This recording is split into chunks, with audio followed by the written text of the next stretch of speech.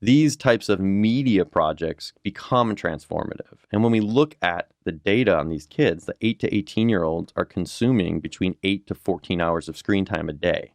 That's consuming it. They're not producing much of it. And so we have to shift the model and like really look at the data that we do have and be like, look, we are training these kids to be consumers, and we need to train these kids to be producers. And so when we flip that consciousness, then all of a sudden we can start thinking differently.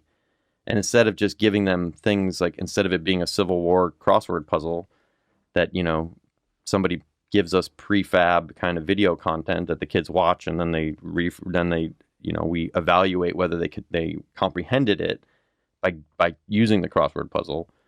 We actually bring story into the conversation so that then they can start to empathize with the people that lived in the North or the South or whatever. And then they can start to really find valuable lessons to be learned other than just memorizing which side wore the blue, which side wore the gray.